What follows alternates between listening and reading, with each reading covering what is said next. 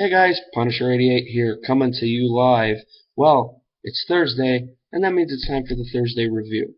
So, as I mentioned on Saturday, I promised starting this week that I would be more consistent with posting options for you guys to vote on the Punisher88 Facebook page. So, I came through with my promise, and as of yesterday, started posting options again. So, for today's review, I posted 4 options for you guys to vote on, and they were Thor #1, Star Spangled War Stories featuring G.I. Zombie issue 2 and 3. It would be a double review. Bucky Barnes the Winter Soldier issue #2, or Nail Biter issue #7. So, last night before coming to work, I checked the poll to see the results, and there was 2 votes, and it was a split decision. There was a vote for Thor #1, and there was a vote for G.I. Zombie 2 and 3. So now I had to make a decision of which one to do a review of.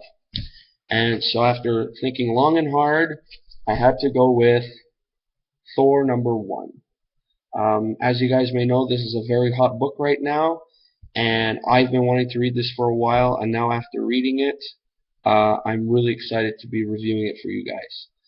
As you can see, this is a blue bordered book, so this is a second print. I was not lucky enough to get a first print because they went like that. So don't worry, down the road I will be doing a double review of G.I. Zombie 2 and 3, since I did review issue #1, and also issue #4 came out last week, which I will be getting on Friday, so there's a review coming up for that one as well. So don't worry. Alright, so we're going to get right into this, but first, cue that intro music.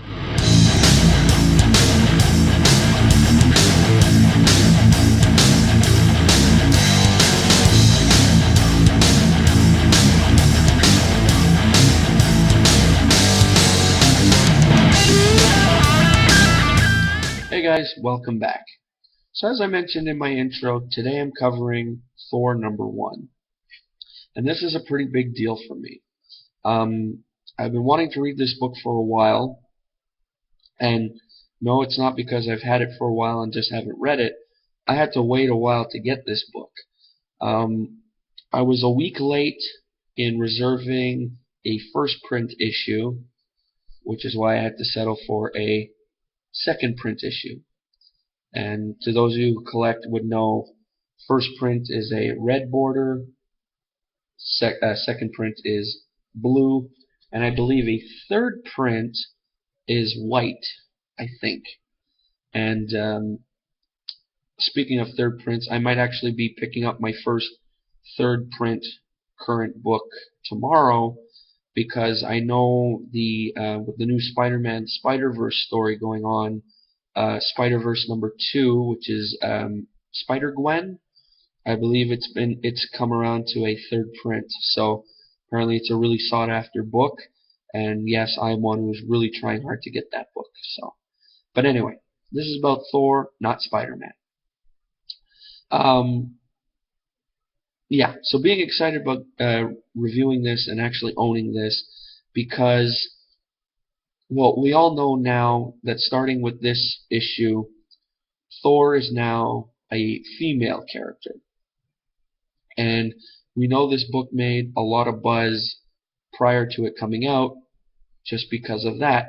Thor was going to become a female character now. And so that's why I was excited to get this book, just to own it, because I knew that this was going to become really sought after and maybe even hard to get. And I don't know about the hard to get part, but I was right about sought after, because even though it's in second print, it's still really hot right now. So anyway, enough rambling about that. Now, to those of you who watch my reviews, thank you. You guys will know that I like to start with the cover first. So let's check it out. And yes, you guys can say it, I like this cover. Why? Well, I like how right off the bat we're introduced to our new Thor. I like how these crackles of lightning really give it an added effect. And the one thing I like the most is actually how they incorporated Mjolnir into the title. I know it may sound, like a little detail, but to me, I really like that. So I think it's really cool. So right off the bat, cover is awesome. Artwork, really good. I really like the story. Now, since this is still a new book, I'll try my hardest not to give away too much detail, but because I still want you guys to actually read the book. So yeah, the story starts off with these deep sea divers, and they're looking for something on the sea floor, and we never actually find out what it is they're looking for. And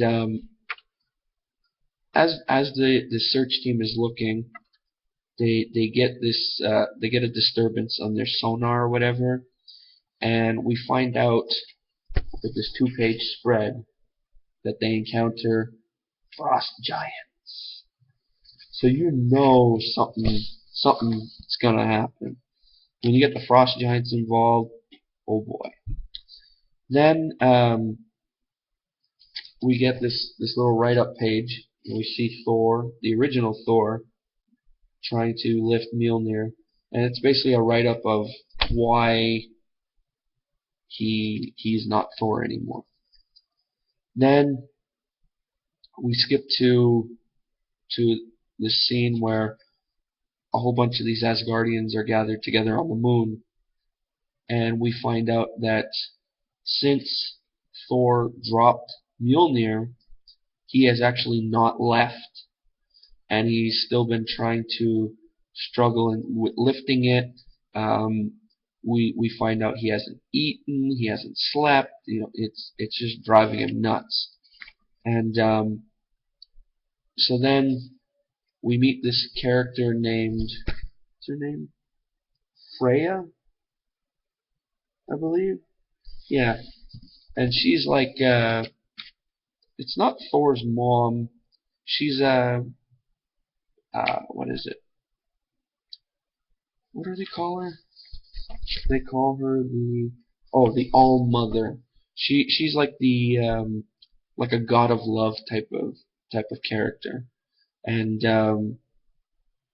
she tries to ease Thor by telling him it's okay and everything, and then with all this going on, Odin's there as well because he's trying to get Thor to come back to Asgard and everything.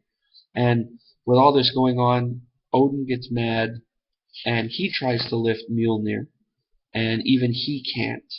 And we're told that a lot of other of the Asgardians have tried to, lift Mjolnir, and they couldn't budge the thing. So we get this little conflict, of basically setting up who's going to be able to lift it and everything.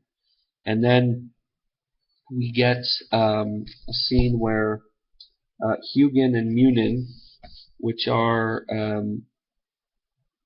the two ravens that Odin sends to Midgard or Earth to see, check and see what's going on and everything. And that's where we find out that the frost giants have awakened. And when Thor hears about that, he still takes it upon himself to try and, defend Earth. Even though he doesn't have his hammer anymore, he's still going to try and do something. So we see him run off finally, and he says that he's going to the Hall of Weapons, and then he's going home. So then we go back to Earth, and we see a whole bunch, we see the destruction after the frost giants. And then a character shows up who I won't mention because I want you guys to actually read the book. So basically, with this character that I'm not mentioning, I'm skipping a big part because he's a big part of what happens next. And so after this whole big thing, we still don't find out what these researchers were looking for, but according to this character, he knows what they were looking for, and he apparently finds it. Then, and we see him talking with the frost giants and everything.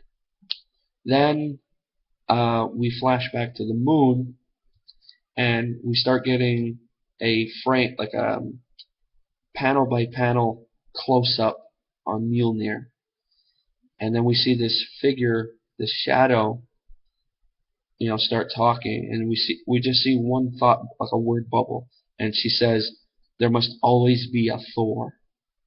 And then we see her hand reach down, grab Mjolnir, and all of a sudden these sparks start flying around it, and we see the hammer lift. And then on the very last page, we see our new Thor, which I thought is awesome. I mean, she looks badass. So I really can't wait to read issue 2, which I'm really hoping I could still get, because I really want to continue this series. I know there's a lot of #1 issues that come out, new series or whatever, and I'm like, yeah, okay, I'll check it out or whatever. But then there's some that come along, and I'm like, oh yeah, this is cool. So Thor #1. I still have to get the new Captain America #1, because I have issue 25, where it's the first appearance of Sam Wilson becoming Captain America. So, but yeah, I still have to get the new Captain America book. What else? I was excited with the new Bucky Barnes stories and everything. That's another series that is really good. It's the story, the writing is really good on that series, but the big deal about the new Bucky Barnes series, man, it's just loaded with eye candy, man. If you like trippy art and stuff, you gotta check it out, man. Marco Rudy, fantastic. But anyway, so good, bad, whatever. This book, really good. Do I recommend it? Oh, you're damn right. If you haven't gotten it already, but I'm sure a lot of you out there have gotten it already, and if you got the first print, you lucky bums. Awesome to you guys. But if you guys really want to check this book out, I suggest trying to get it as soon as possible, because I don't know if this thing will, be hard to find like it is to get a first print. But yeah, I totally recommend this book. Bad parts? No. I didn't find a bad part. This book was good from cover to cover, man. So you're in for a good read if you find this book. Besides that, that's about it. So all in all, this is a 100% review for me. So I hope you guys enjoyed it. I'm sorry if the reviews sound a little skipped, but it's because there's a big chunk of this book that I really didn't want to give away to you guys, because I mean, I don't want to be a spoiler. So that's why it may sound really like, unfinished or whatever. So but if you guys did like this review, awesome. If you guys like this one and would like to see other videos, take a look at my channel. I do reviews every Thursday and Saturday. Thursday being a current comic, and Saturday being a back issue. And if you guys dig unboxing videos, I'm a member of Loot Crate, and every month when I get my new box, I do an unboxing video for you guys. It's my promise to my viewers. And in between that, anytime I go to like a Mini-con or a flea market and I get a nice stack of comics, I'll do a haul video just for the heck of it. And yeah, if you guys like that kind of stuff, feel free to like and share and comment on my videos. Subscribe to the channel if you like. And yeah, so that's it for now. So remember, guys, in the art of let me rephrase that. In the words of Mr. Art Spiegelman, comics are a gateway drug to literacy. Every time I say that, it just sounds cooler and cooler. Okay, guys, I'm going to end this before I just start rambling and rambling. So you guys have a good one, and I'll see you guys on Saturday. Laters.